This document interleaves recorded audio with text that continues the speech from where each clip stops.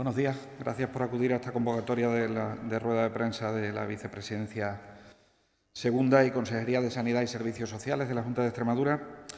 Me acompaña la subdirectora de Atención Primaria de Salud, doña Asunción Campos, y el director general de Asistencia Sanitaria del Servicio Extremeño de Salud, don Vicente Alonso. Bien, en aras a la transparencia a la que nos debemos a la ciudadanía, ofrecemos esta información a la opinión pública que no tiene otro objetivo que mostrar los avances que el Servicio Extremeño de Salud lleva realizados con respecto a la reducción de las demoras de atención primaria de salud y que nos hemos planteado con el objetivo de 48 horas. Nos parece que 48 horas para las consultas a demanda es el plazo razonable que puede tener de espera cualquier unidad básica de atención y, por lo tanto, ese es nuestro objetivo al que no hemos renunciado nunca. Lo que estamos viviendo es una acomodación de las agendas, fruto de la salida de la fase más aguda de la pandemia a la realidad del momento actual y con algunas dificultades añadidas, como les contaré a continuación. Hemos estado monitorizando, hemos estado revisando todas y cada una de las agendas durante los meses de diciembre, enero, febrero y marzo.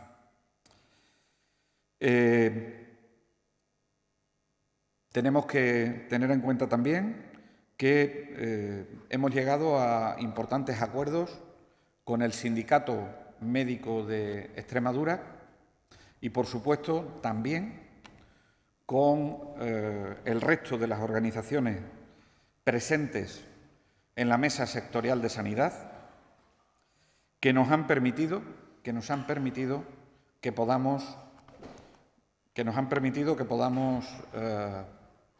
llegar a tener más herramientas ante la falta de especialistas en todo el país, y lo digo claro, la falta de especialistas en todo el país, de cara a que podamos, como digo, tener las herramientas suficientes para que la ciudadanía, eso que muestra en el barómetro sanitario, que espera una media de 6,6 días en Extremadura, la más baja una de las más bajas de las comunidades autónomas, pero desde luego nada complaciente, porque nuestro objetivo, como les digo, es conseguir el objetivo 48 horas de espera, como mucho, para una consulta a demanda en atención primaria de salud. Miren, hemos pasado la fase más aguda de la pandemia. Durante ese tiempo hemos tenido que acomodar las agendas de los diferentes profesionales de nuestro Servicio Extremeño de Salud y, en concreto, también la atención primaria de salud. Como quiera que la salida de la pandemia hemos ido recuperando la actividad presencial de forma progresiva hasta llegar a un momento en el que, sin desaparecer la actividad no presencial, tenía que incrementarse la actividad presencial después de esos meses.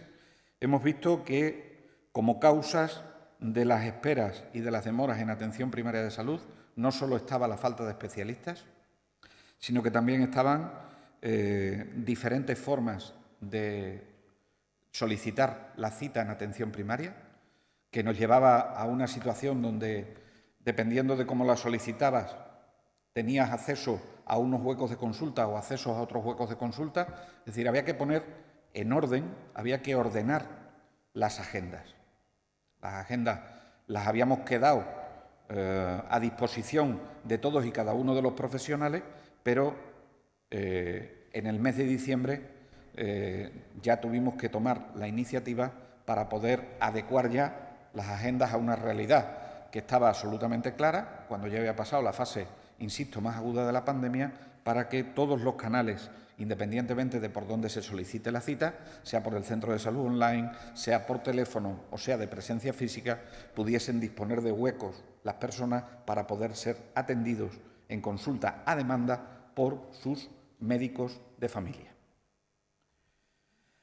Esa es una de las causas por la que ha surgido el problema de las demoras en atención primaria de salud, independientemente de otras circunstancias que se han dado a lo largo de este tiempo. Por lo tanto, pusimos la primera acción en marcha, que fue la modificación de las agendas que tenían demora.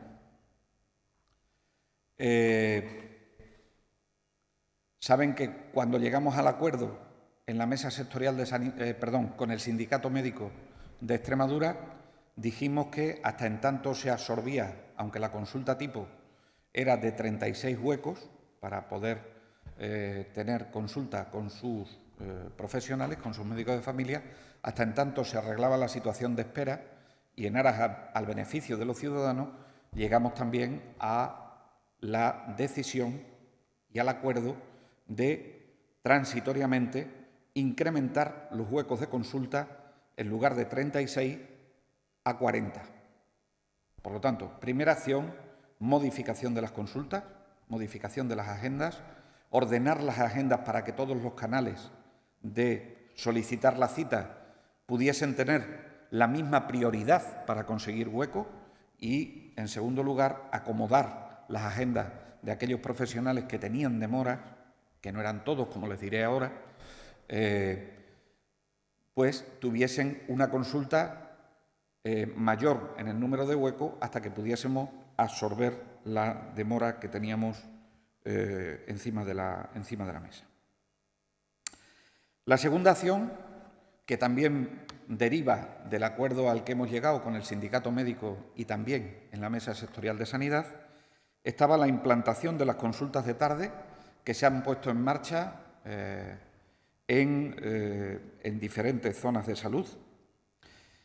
Y siempre las consultas de tarde se han puesto en marcha en aquellos centros con demora que hubiesen implementado la primera acción. Es decir, si no habían incrementado los huecos de consulta en las agendas, no era posible poner en marcha las consultas de tarde.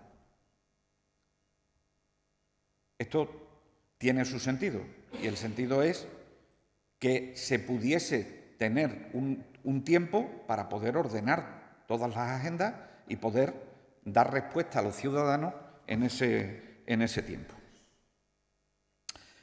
Bien, el total de agendas de médicos de familia en el Servicio Extremeño de Salud está alrededor de las 818 agendas. A 12 de febrero, que es cuando empezamos con la batería de medidas porque ya teníamos los acuerdos, a 12 de febrero, 385 agendas de las 818, ese es el peor dato que tenemos de toda la serie, tenían una demora superior a las 48 horas. Con las acciones ya tomadas, la primera de las acciones, hacemos otro corte al 6 de marzo y entre el 12 de febrero y el 6 de marzo, solo con la ordenación de las agendas, sin nada más, se consigue una reducción de 385 a 314. Y ya con el despliegue del resto de las medidas, el 20 de marzo se vuelve a hacer otro corte y de las 385 iniciales que tenían demora superior a las 48 horas, las agendas que se ven afectadas por las demoras son de 266.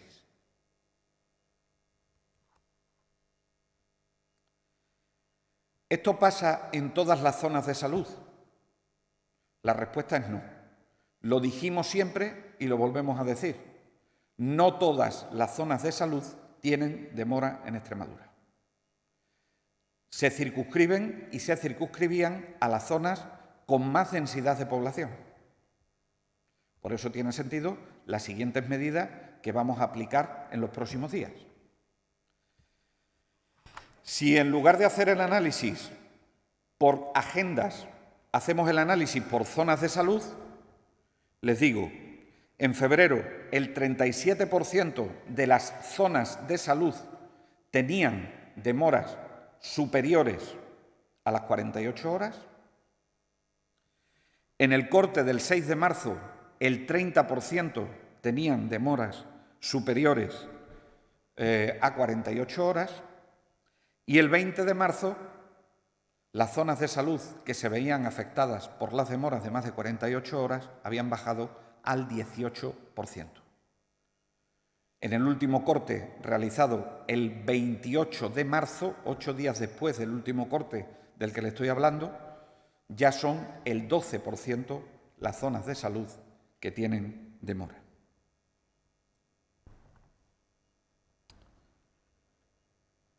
Teniendo claro que ese es el objetivo, las siguientes medidas que pondremos en marcha, y es la tercera de las acciones que vamos a poner en marcha, es la incorporación de 16 unidades básicas asistenciales en la comunidad autónoma.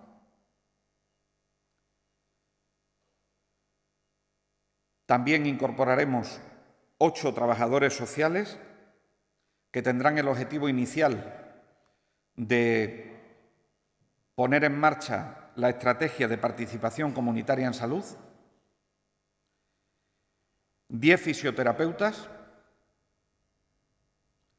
en 10 zonas de salud que vienen a absorber todas las esperas que tienen que ver con la rehabilitación en el ámbito de la atención primaria de salud, y 15 auxiliares administrativos que iniciarán su actividad a partir del 10 de abril y que permitirán seguir avanzando en la cartera de servicios de la parte administrativa de los centros sanitarios.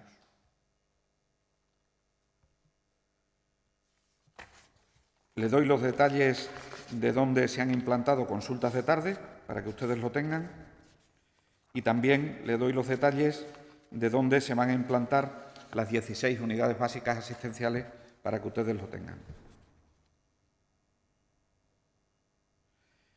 Las consultas de tarde se han implantado en los centros de salud de Plasencia 1, Plasencia 2 y Plasencia 3, en Aceuchal, en Hornachos, en el Obispo Paulo de Mérida, en Almendralejo San José, en Almendralejo San Roque, en Guareña, en la zona de salud de Calamonte, en la zona de salud de San Luis de Mérida, en La Zarza, en Navalmoral de la Mata, en Talayuela, en Moraleja, en Badajoz zona centro, en Badajoz San Fernando, en Badajoz La Paz, en Badajoz San Roque, en Montijo, en Cáceres La Mejostilla, en Castuera, en Don Benito Oeste y en Don Benito Este, en Villanueva de la Serena Norte y en Villanueva de la Serena Sur y en Navalvillar de Pela.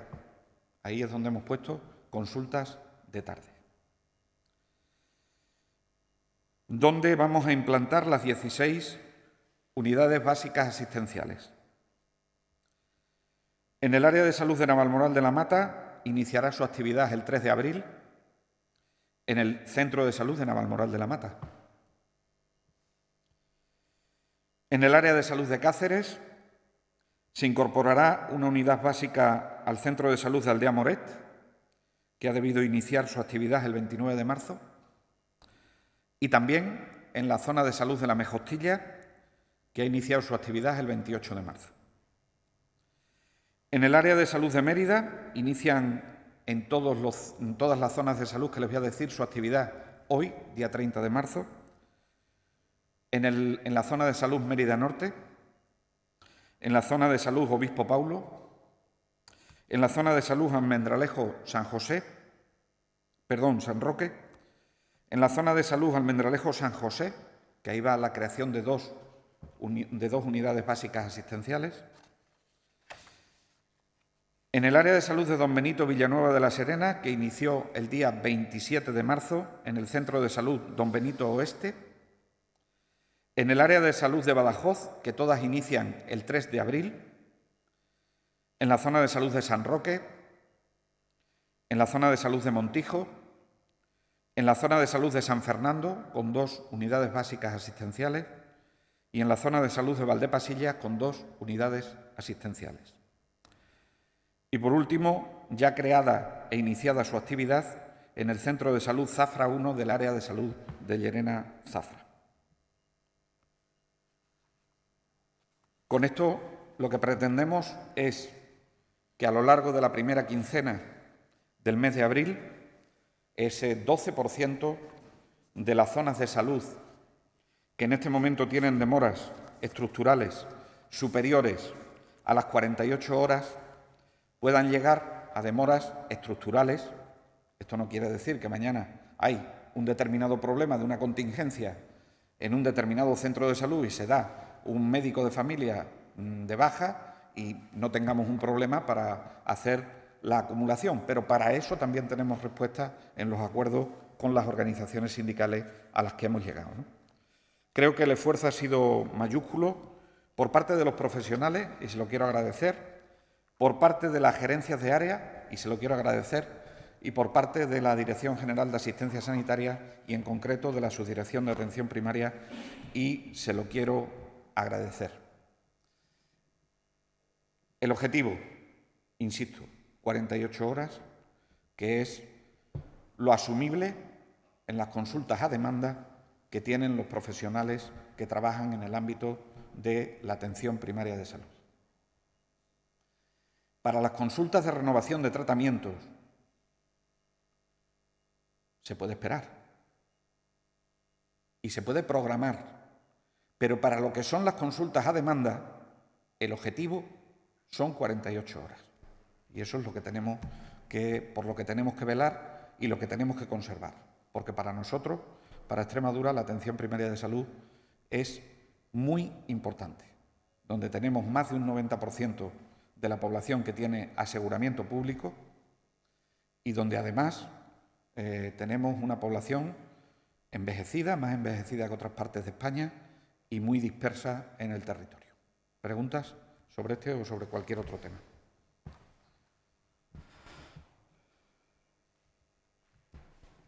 Hola, buenos días. Buenos días. A ver, ha dicho que el objetivo es que en la primera quincena de abril ya se consiga rebajar por debajo de 48 horas de espera, no sé si es en todas o en menos de ese 12%. No sé si tiene también la estimación del número de agendas, ya que el número de pacientes condiciona más que el hecho de cuántas zonas son. Y luego también quería saber cuál es el coste de estas medidas, de las que ya se han implementado y de lo que se va a hacer. En total, los acuerdos que se adoptaron con el Sindicato Médico de Extremadura y también en la Mesa Sectorial de Sanidad, la inversión anual supera los 14,5 millones de euros. Y con respecto a las agendas, pues es que no se las quiero citar, porque es que tengo una tabla Excel, pero en cualquier caso, Juan, si le parece, lo que hacemos es que a través del gabinete de prensa le facilitan el número de agenda, porque lo tenemos desglosado por el número de agenda. Aquí es que tengo las zonas de salud, pero no me he traído el Excel con todas las agendas. Sí. Ya, consejero, ese 12% de zonas de salud, ¿de qué población estamos hablando? Es decir, estamos hablando en el área de salud de Badajoz ciudad, estarían con demora en el momento actual San Fernando, Progreso y Suerte de Saavedra la Pilara, Montijo y Olivenza. Esas son las zonas de salud del área de salud de Badajoz. En el área de salud de Mérida tendrían demora Almendralejo San José, Mérida Norte y Mérida Obispo Paulo. En el área de salud de Don Benito Villanueva de la Serena estaría Castuera, Santa Amalia y Don Benito Oeste. En el área de salud de Llerena Zafra estaría Zafra. Esto todos son datos a corte del 20, no he actualizado lo que le he dicho de la reducción al día 28. En el área de salud de Cáceres estaría Cáceres Norte, Cáceres Sur, Miajadas y Cáceres La Mejostilla. En la zona de Coria no hay ninguna zona de salud con demora. En el área de salud de Plasencia estaría Plasencia Luis de Toro, Plasencia Norte y Plasencia Sur. Y en la zona de salud de Navalmoral de la Mata, la zona de salud de Navalmoral. de la Mata. Que hoy ya no tiene, me dicen.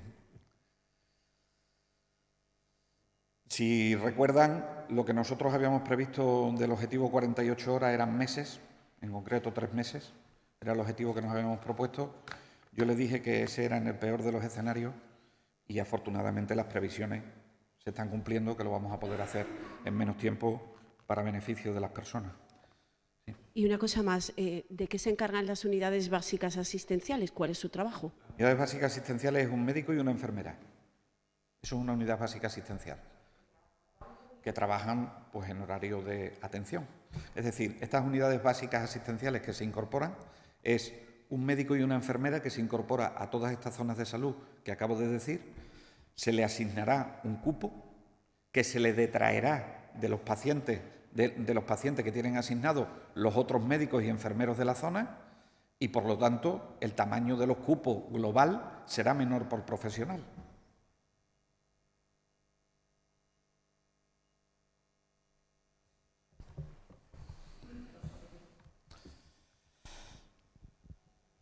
Juan G. y luego Juan. Yo le quería preguntar por quejas que ha habido de facultativos, de médicos, en este caso en la zona de salud de Badajoz, que se quedaron sin trabajar después del concurso de traslados, que han manifestado sus quejas porque les han ofrecido contratos de baja duración. No sé si esas 6, si no me equivoco que son 6 unidades básicas que van para Badajoz, se pretende contratar a esos facultativos que se quedaron sin trabajar a finales de febrero. He leído la noticia esta mañana en los dos diarios escritos. Tengo que decir que agradezco enormemente el abordaje que hacen sendos periodistas de la noticia.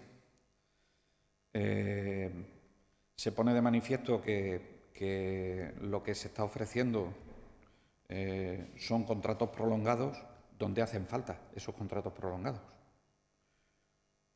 Lo que no puede ser es que tengamos interinidades en Badajoz ciudad, con todos mis respetos a los profesionales, o tengamos interinidades de larga duración en Cáceres ciudad. Si disponer de un contrato de calidad se interpreta que tiene que ser en Badajoz ciudad o en el área de salud de Badajoz en concreto, y solo en ese área de salud, evidentemente no podemos ofrecerlo. Ahora, está el Valle del Ambroz, que tienen interinidades, el Valle del Jerte, que tienen interinidades, está La Vera, que tienen interinidades, está Coria, que tienen interinidades, está Llerena Zafra, que tienen interinidades. Ahora, si la calidad del contrato es que nos tenemos que quedar en el área de salud de Badajoz, pues evidentemente tenemos los contratos que tenemos. Y ahora, a la pregunta que usted hace en relación, y yo creo que eso lo reflejan muy bien los periodistas que han abordado la noticia en ambos diarios. O sea, creo que lo que viene es a darle la razón a la Junta de Extremadura que tenemos un problema de falta de especialistas. Porque cuando se puede elegir en esas condiciones y cuando se pueden, sin desvelar quién es, se puede decir que no se le ofrecen más que contratos de esos días, pues esa es la realidad que tenemos, siempre lo hemos dicho. Tenemos 15 plazas de médico de familia en equipo de atención primaria. ¿Qué necesitamos? Esos son los que necesitamos, de forma fija, más estos 16. Y ahora, ¿para qué tenemos problemas? Pues para las sustituciones, por lo que se queja este supuesto profesional que no da el nombre. Entiendo y respeto su decisión, pero quiero que la sociedad entienda que no todos los contratos se pueden dar en Badajoz ciudad y encima que sean de larga duración, porque las plantillas pueden estar cubiertas ahí, pero están descubiertas en otro sitio. Entonces, si hay necesidad de trabajo, no hay problema, que hay trabajo. En segundo lugar, con respecto a la creación de estas 16 unidades básicas asistenciales, el empleo público se rige por normas muy concretas. Y esas normas concretas son, por un lado, todo lo que tiene que ver con el acceso en igualdad de condiciones al puesto de trabajo, Y en segundo lugar, eso tiene que ser mejorado por la negociación colectiva con las organizaciones sindicales. Pues el pacto de estabilización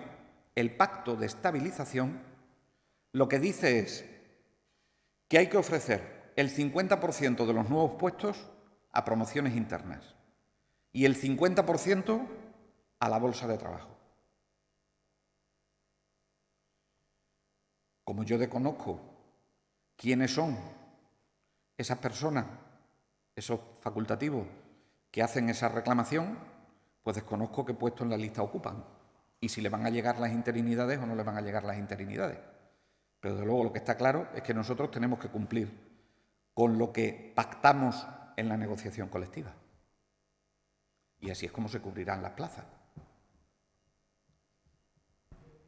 Una cuestión más, quería preguntarle por otro malestar, en este caso el que ha hecho público el Sindicato Veterinario de Extremadura con relación al acuerdo con que se llegó en atención primaria para la mejora de las condiciones laborales, que se quejan de un trato discriminatorio, dicen, porque no se cuenta con ellos para complementos de comunidad autónoma, por ejemplo.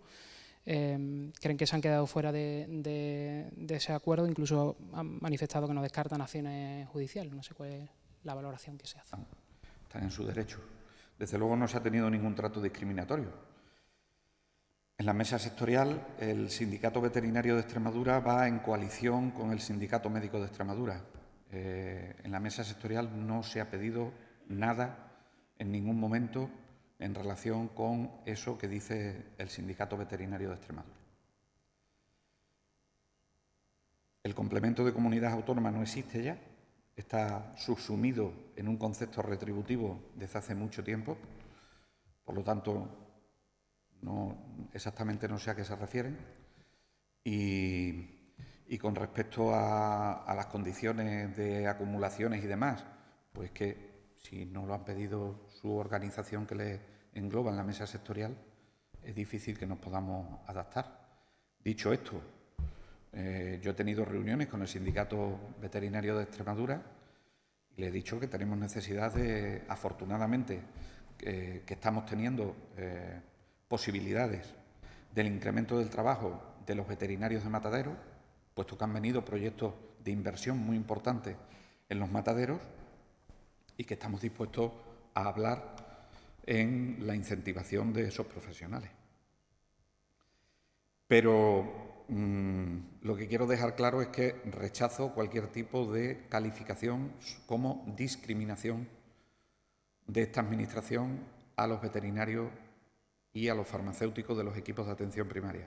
Entre otras cosas, porque fuimos los primeros como comunidad autónoma y somos los que más veterinarios y farmacéuticos en atención primaria de salud tenemos por población de todas y cada una de las comunidades autónomas.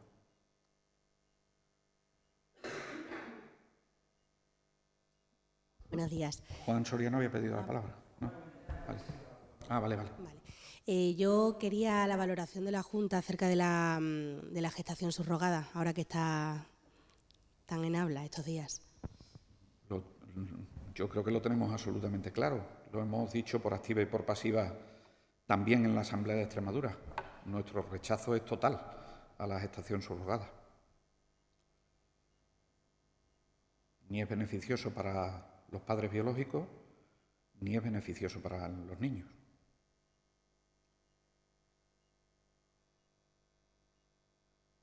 ¿Más? Muchísimas gracias.